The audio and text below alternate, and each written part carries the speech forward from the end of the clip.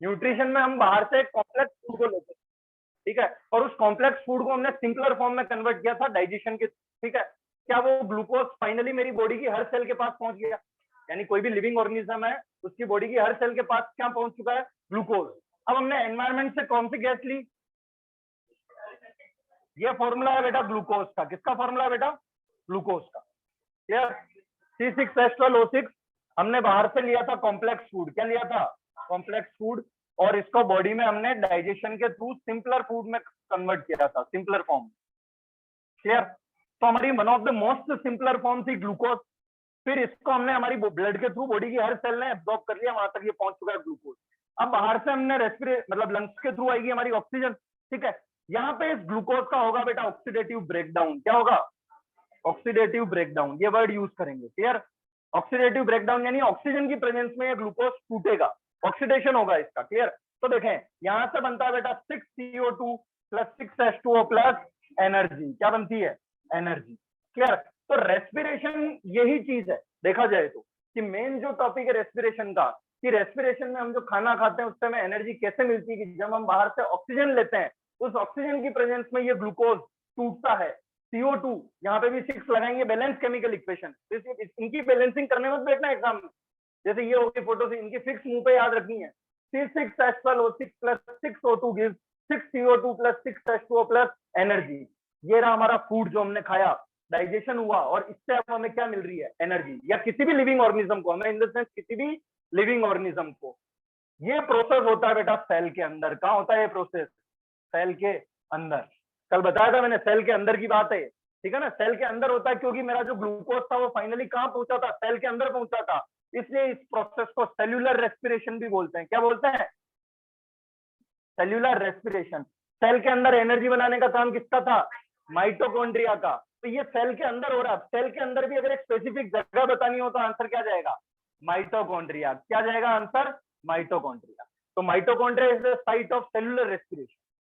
समझ में आया? तो ये यहाँ मैंने इंट्रोडक्शन दिया था कि रेस्पिरेशन आखिर है क्या। तो हमने डेफिनेशन ये बताई थी कि रेस्पिरेशन इज द प्रोसेस और catabolic process in which the glucose is break down in the presence of oxygen to produce energy. It is a catabolic process. It is a catabolic process in which the oxidative breakdown of glucose takes place.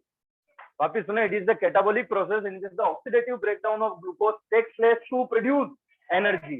Energy यहाँ किस form में produce हो रही थी? ATP. किस form में? ATP. यानी अगर सेल एनर्जी बनाती भी किस फॉर्म में? एटीपी की फॉर्म में, और खर्च भी किस फॉर्म में करती है? एटीपी की फॉर्म में। इसकी फुल फॉर्म मैंने कल बताई थी, एडिनोसिन ट्राइफॉस्फेट। क्या बताई थी? Adenosine triphosphate. क्या इसके लिए मैंने लिखा था it is the energy currency of cell. Currency मतलब जिस चीज को हम जिस फॉर्म में खर्च करते हैं, तो सेल एनर्जी को किस फॉर्म में खर्च करती है? एटीपी की फॉर्म। ठीक है? तो ATP is the energy currency of cell. यहां तक हमने देख लिया था हमारा। क्लियर?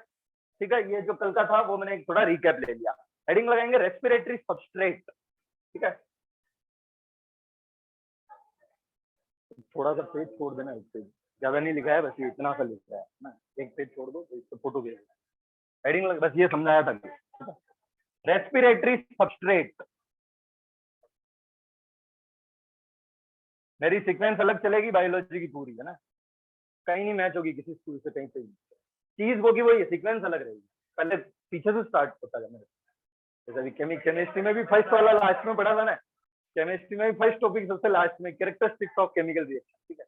चलिए देखें रेस्पिरेटरी सबस्ट्रेट क्या होता है। बेटा रेस्पिरेटरी सबस्ट्रेट वो सब्सटेंस है जिसका रेस्पिरेशन में ऑक्सीडेशन होता हो, जैसे कि ग्लूकोज। क्या ये रेस्पिरेशन हो रहा है? तो ये क्या बन गया हमारा? Respiratory substrate. रेस्पिरेटरी सबस्ट्रेट वो सब्सटेंस है जिसका रेस्पिरेशन में क्या हो रहा है? ऑक्सीडेशन या ऑक्सीडेटिव ब्रेकडाउन हो रहा हो। क्लियर? उसी सब्सटेंस को हम क्या बोलेंगे? Respiratory substrate. तो एग्जांपल ले सकते हैं हम ग्लूकोज। लिखो द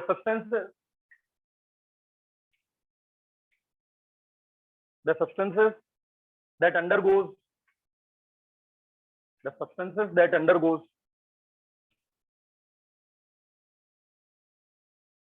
oxidative breakdown.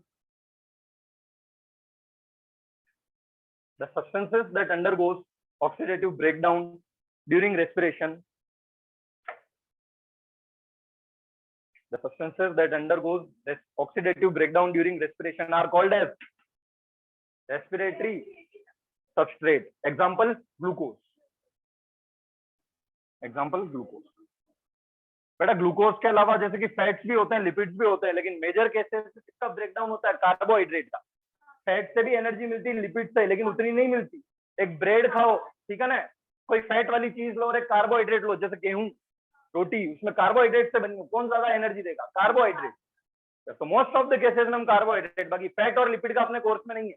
अपने कोर्स में अपन केवल यही समझेंगे इस चैप्टर में कि ग्लूकोज कैसे कन्वर्ट हो रहा है। हम इस चैप्टर में यही समझेंगे कि ग्लूकोज कैसे टूट रहा है। बाकी 11th में फैट और लिपिड का ही बताया जाता है 11 बायोलॉजी, कि फैट और लिपिड भी बिल्कुल ऑक्सीडेट क्या होता है, उनका रेस्पिरेशन के थ्रू एनर्जी प्रोड्यूस कर सकते हैं, क्योंकि फूड है। और रेस्पिरेशन की फर्स्ट लाइन यही थी, respiration is the process by energy produced by oxidative breakdown of nutrient और फूड और कार्बोहाइड्रेट, फॉर एग्जांपल ग्लूकोज। तो इस सब्सटेंस को क्या बोलेंगे? Respiratory substrate. क्या बोलेंगे? Respiratory substrate. कोई दिक्कत? हेडिंग लगाएं, स्टेप्स ऑफ रेस्पिरेशन। अब देखो रेस्पिरेशन में क्या क्या स्टेप्स होगी। हमने मान लिया हमारी सेल के पास क्या है?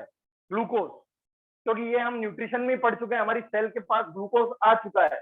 इसके बाद किन किन चीजों की रिक्वायरमेंट है, उन सबको हम डालेंगे हमारी रेस्पिरेशन की स्टेप्स में। तो देखना, अब एक्चुअल चैप्टर स्टार्ट हो रहा है, ध्यान से सुनने। ये तो थोड़ा इंट्रोडक्टरी पार्ट था। Steps of respiration.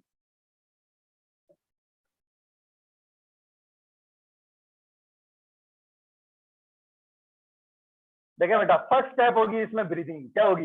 ब्रीदिंग। अरे हम कह रहे हैं कि ग्लूकोज टूट रहा है किसकी प्रेजेंस में? ऑक्सीजन की प्रेजेंस में। ऑक्सीजन लाओगे तो सही पहले। तो रेस्पिरेशन के लिए सबसे पहली स्टेप कौन सी होगी? ब्रीदिंग। ब्रीदिंग में दोनों चीजें आ जाएगी, इनहेलेशन और एक्सहेलेशन, या इंस्पिरेशन और एक्सपायरेशन, दोनों वर्ड यूज होते हैं। एक होता है इनहेल और एक होता है एक्सहेल, ठीक है। और यही इनहेल के लिए एक और वर्ड यूज होता है इंस्पायर, और यहाँ होता है एक्सपायर। दोनों वर्ड सही है। Clear? Inhalation, exhalation, inspiration, expiration. Clear? ये अपन बाद में देखेंगे। तो फर्स्ट स्टेप कौन सी हुई? ब्रीदिंग, ठीक है। दूसरी स्टेप होगी बेटा गैसियस एक्सचेंज। क्या होगी?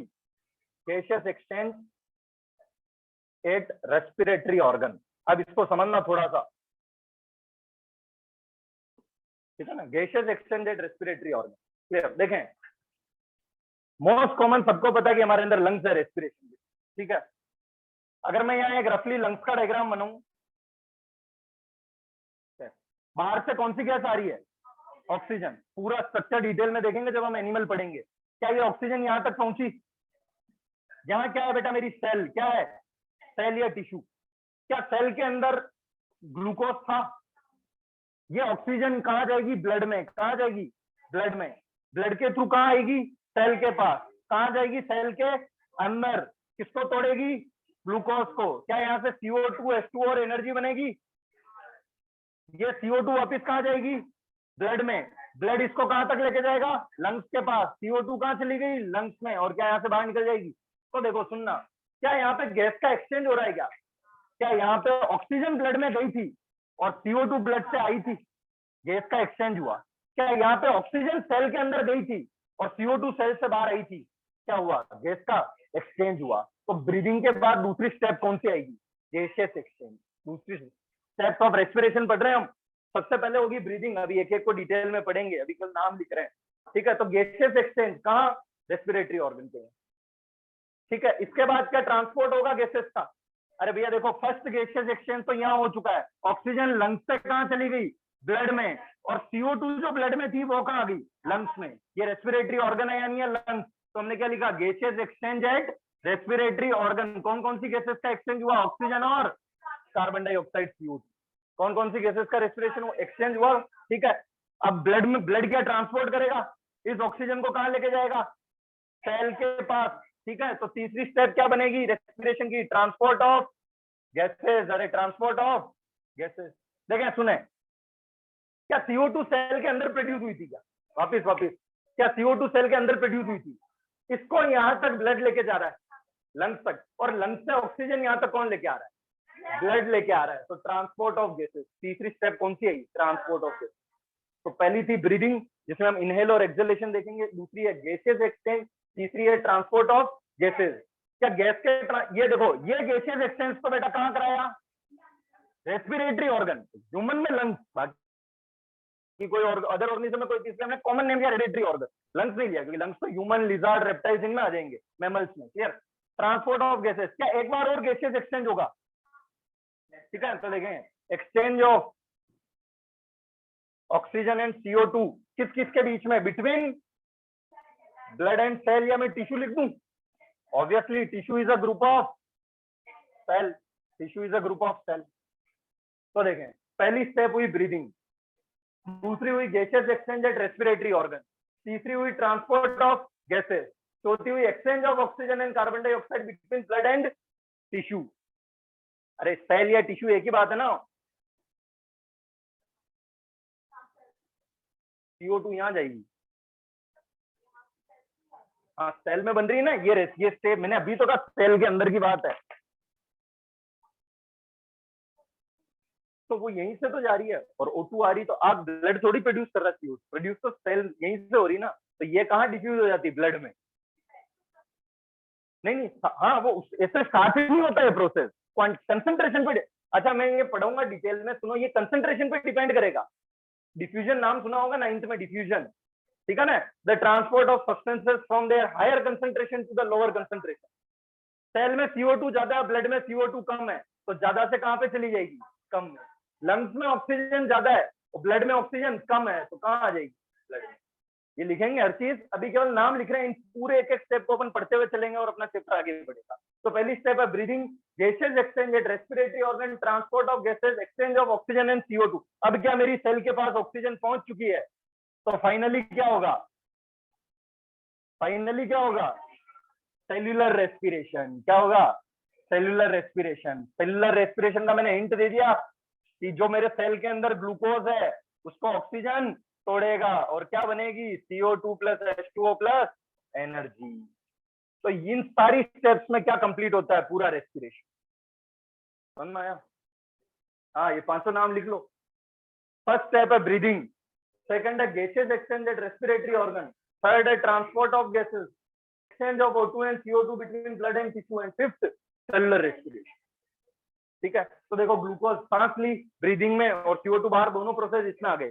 गैसेस एक्सचेंज लंग्स के यहाँ इसमें आ जाएगा, ट्रांसपोर्ट हो जाएगा ब्लड के थ्रू, फिर यहाँ पे वापिस एक बार और एक्सचेंज हो जाएगा, और फाइनली ऑक्सीजन आके ग्लूकोज को तोड़ेगी, तो क्या हो जाएगा?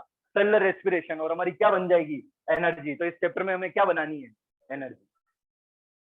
पहले पढ़ा,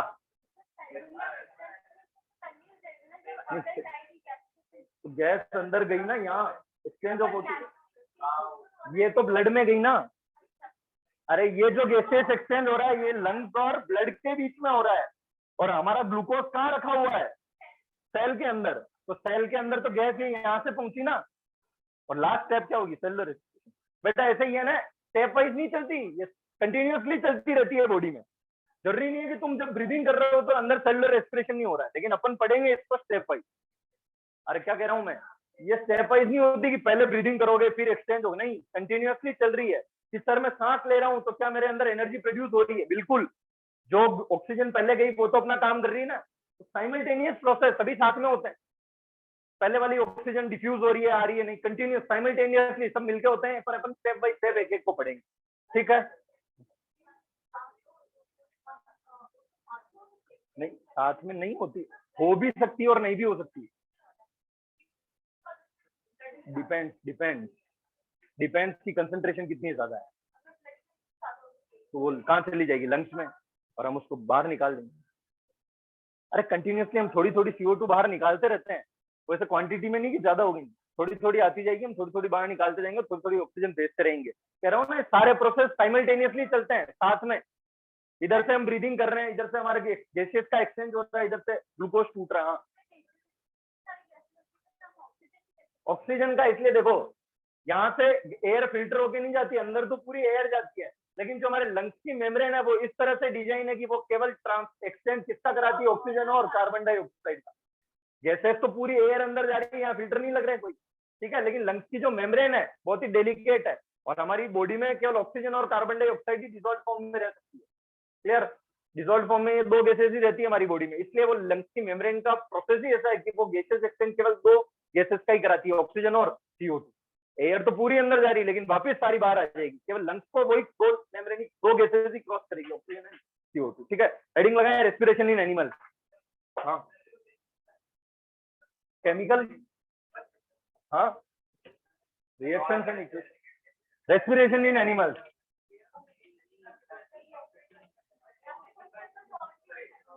नोट्स पढ़ लो बस सफिशिएंट।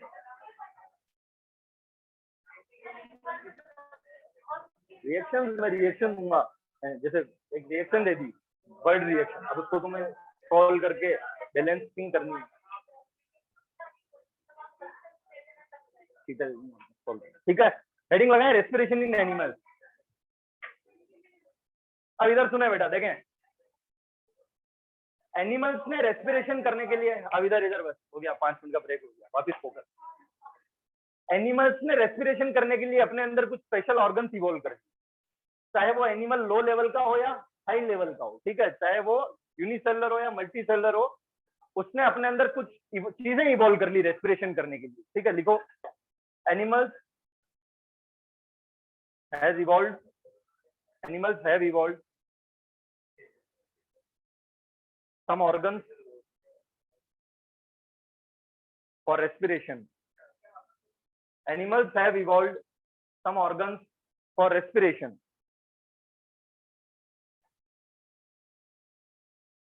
ठीक है, these organs, हाँ next point, these organs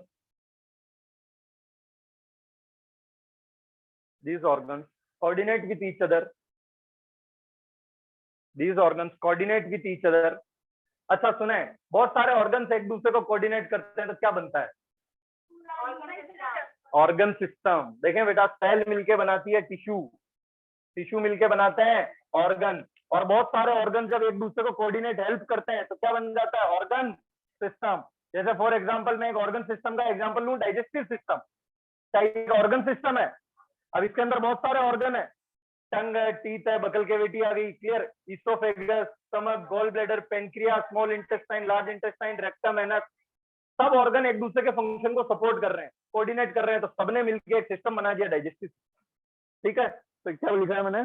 These organs coordinate with each other. These organs coordinate with each other and works in a efficient way. These organs coordinate with each other. Hindi में लिख रहा है, क्या शायरिया लिख रहा है? These organs coordinate with each other and works in a efficient way to form a respiratory system. To form a respiratory system. These organs coordinate with each other and works in a efficient way to form a respiratory system. कि जब organs आपस में एक दूसरे को coordinate करते हैं तो एक ऑर्गन सिस्टम बनता है। यहाँ रेस्पिरेशन की बात हो रही तो ये सारे ऑर्गन मिलकर कौन सा सिस्टम बना देंगे? रेस्पिरेटरी सिस्टम, ठीक है। अब बेटा देखो, कुछ जनरल ऑर्गेनिजम्स है एनिमल्स के, हम क्या पढ़ रहे हैं? Respiration in animals. प्लांट को मैं बाइफरकेट करके चलूंगा, एनसीईआरटी सब मिक्स कर रखा है। जैसे एक्सचेंज एनिमल में पढ़ाते पढ़ाते उसने कहा प्लांट के यही बता देते हैं, नहीं, एनिमल अलग प्लांट अलग देखेंगे, ठीक है। देखना, कुछ ऑर्गेनिजम्स या एनिमल्स है जिनके रेस्पिरेटरी ऑर्गन आप ध्यान रखेंगे। अगर मैं बात करूं जैसे पहले जनरल बॉडी सरफेस की, किसकी बात करूं? जनरल बॉडी सरफेस की, जो अपनी बॉडी सरफेस के थ्रू ही क्या कर देते हैं बेटा?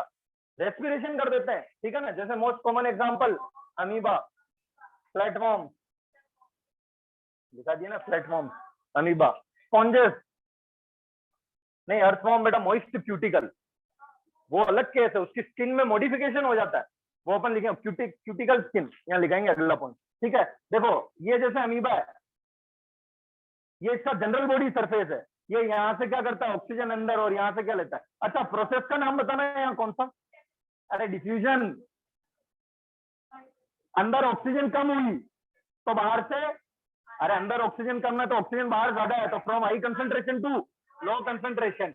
अंदर CO2 ज्यादा है, बाहर CO2 कम है, तो फ्रॉम हाई कंसंट्रेशन। तो ये ऐसा ऑर्गेनिज्म है जो अपने जनरल बॉडी सरफेस से गैसेस एक्सचेंज या रेस्पिरेशन कर ले।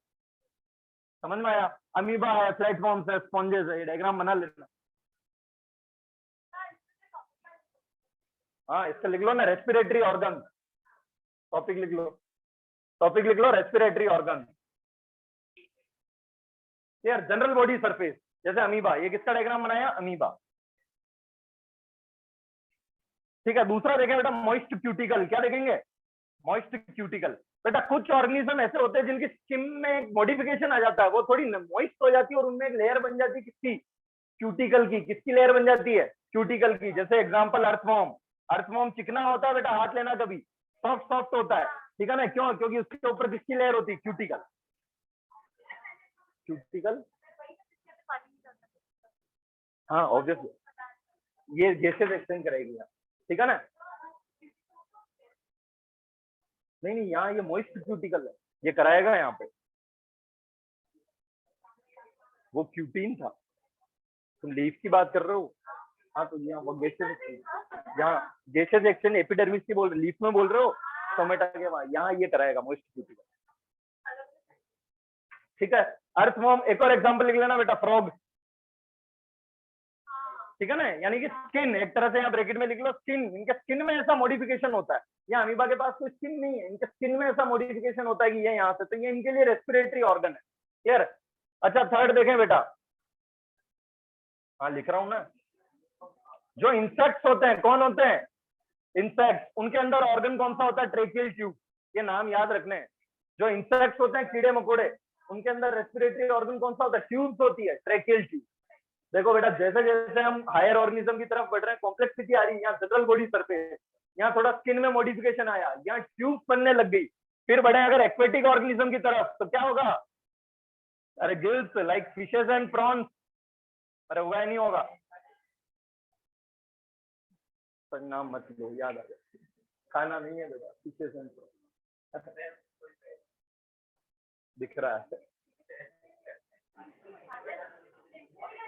Clear, gills, fishes and prawns. अच्छा अब देखो, जैसे जैसे हम हायर ऑर्गेनिज्म की तरफ बढ़ रहे हैं, क्या सिस्टम डेवलप हो रहा है, क्लियर। यहाँ बेटा जनरल डिफिशियंसी काम हो गया, क्योंकि ये अमीबा कैसा ऑर्गेनिज्म है बेटा, अरे इधर क्या हो गया, नहीं बेटा ऐसा नहीं, इधर देखें, यूनिसेलुलर ऑर्गेनिज्म है, हाँ कहीं से भी पूरी बॉडी सरफेस से मन होगा, जहां से हमने न्यूट्रिशन भी तो ऐसे ही पढ़ा था। नहीं नहीं, ऐसा कोई जरूरी नहीं है, प्लेटफॉर्म, स्पॉन्जेस, मल्टीसेलुलर। किसका किसका, अर्थवॉर्म का डायग्राम कैसे बनाए, अर्थवॉर्म तो कुछ ऐसा होगा ना, तो स्किन का डायग्राम, स्किन तो ऑर्गन है, टिश्यू बना दो एक कोई भी, ये लो, ये बना दी मैंने स्किन, ये रही स्किन, स्किन क्या एक ऑर्गन है, ये मैंने टिश्यू बना दी है। माइक्रोस्कोप में स्किन ऐसी दिखती है। ओनियन पील नहीं देखी तुमने 9th क्लास में, ओनियन पील क्या है, ओनियन की स्किन ही है, एपिडर्मिस, अरे क्लियर। तो गिल्स है, फिशेस एंड प्रॉन्स, लास्ट में कौन आ जाएगा बेटा सबसे हाईएस्ट पे, लंग्स, इसमें लिख लेना lizard, mammals including human beings. किसकी किसकी, प्रॉन्स की, अच्छा कॉकरोच,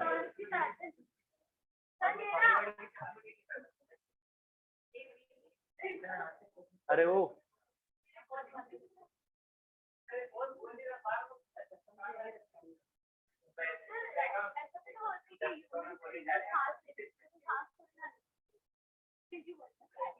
बोलने वाले तो कुछ भी बोलते हैं।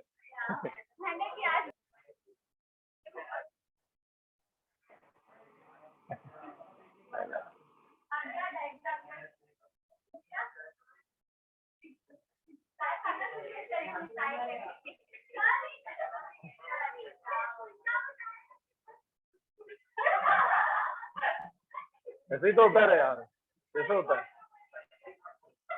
ये लो बस, अब ठीक है। अरे तुम्हारे क्या काम है रे यार, तुम्हारे कंसेप्ट से काम है यार।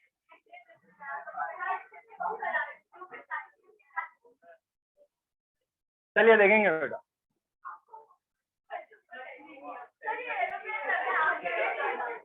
अरे कंसेप्ट समझो, तुम मेरे डायग्राम से मत जाओ, मेरी ड्राइंग ऐसी तो, अब इधर समझो, देखो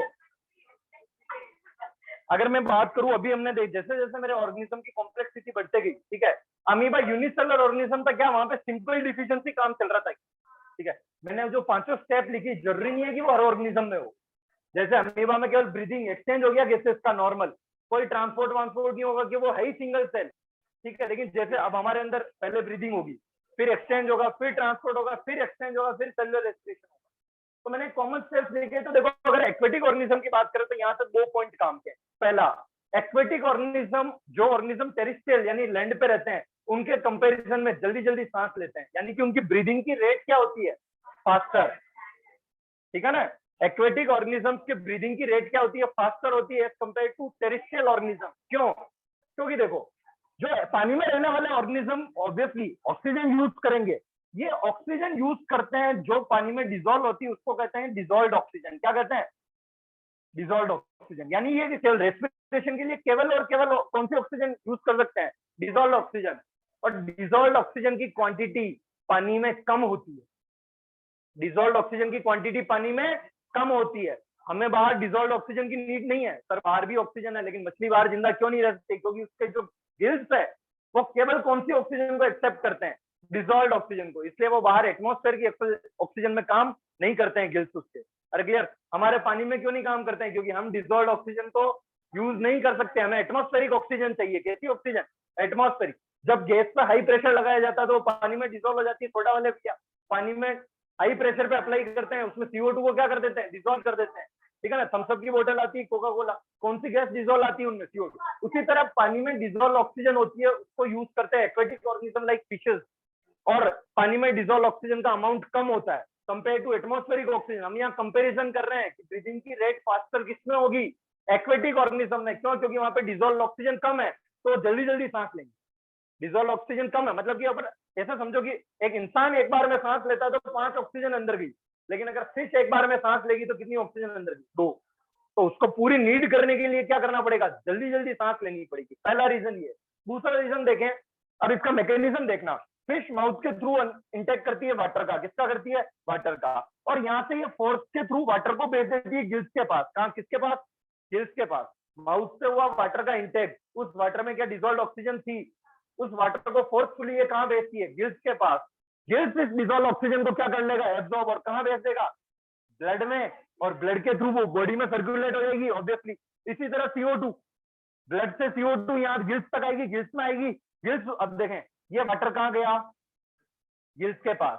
यहाँ से इसने क्या एब्जॉर्ब कर ली, ऑक्सीजन, और ये वाटर वापिस, अरे ये क्या मीटर, ये वाटर वापिस यहाँ से रिलीज हो जाएगा। क्या यहाँ से ये CO2 इसमें डाल दी जाएगी, और ये जो पानी बाहर आ रहा है इसमें कौन सी गैस आ जाएगी, CO2। माउथ के थ्रू लिया वाटर, ठीक है ना, ऑब्वियसली अपनी, अरे बाहर इन द सेंस की बिल्कुल माउथ के थ्रू, ठीक है ना। अरे यार अपन गैसेस एक्सचेंज करते हैं तो नोज से ही अंदर ले रहे हो, नोज से बाहर रिलीज कर रहे हैं ना।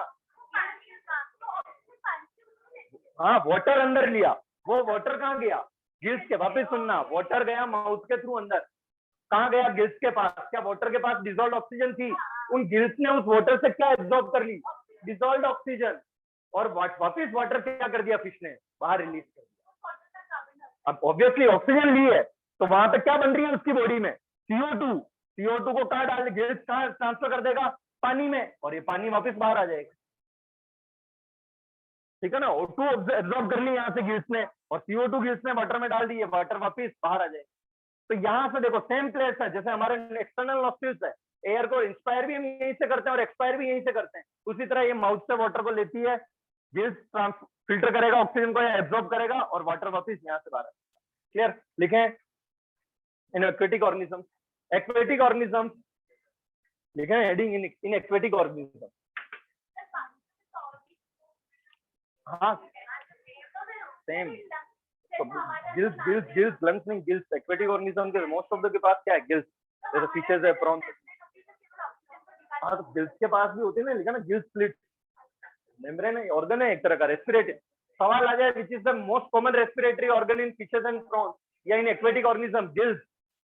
एक्वेटिक ऑर्गेनिज्म का मोस्ट कॉमन रेस्पिरेटरी ऑर्गन कौन सा है, गिल्स, ठीक है ना। हाँ लिखे इन एक्वेटिक ऑर्गेनिज्म, हेडिंग लगाएं, ठीक है, लिखें aquatic organisms breathe, aquatic organisms breathe at a faster rate than terrestrial organism, terrestrial spelling, terrestrial, aquatic organisms breathe at a faster rate than the terrestrial organisms.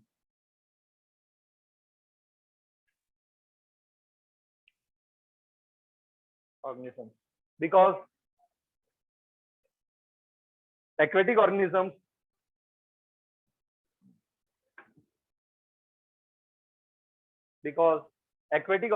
use dissolved oxygen.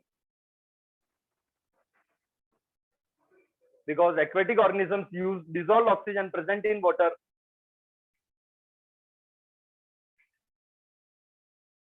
Because aquatic organisms use dissolved oxygen present in water, ठीक है ना, whose amount is dissolved oxygen present in water,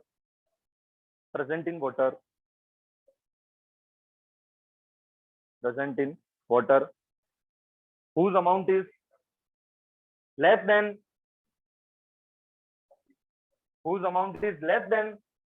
the oxygen present in atmosphere. Whose amount is less than the oxygen present in atmosphere. समझ में आया बेटा?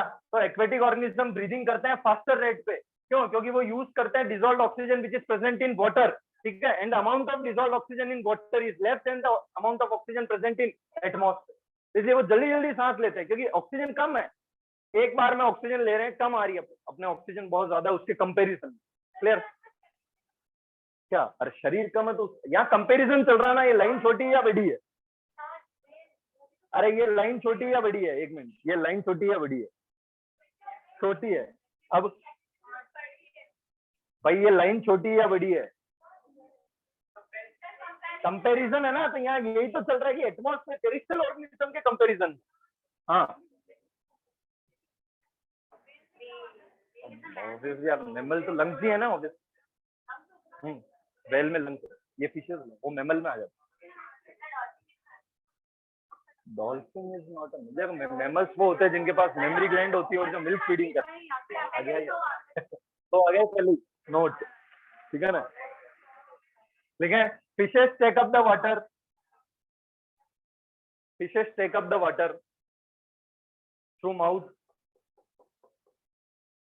Take up the water through mouth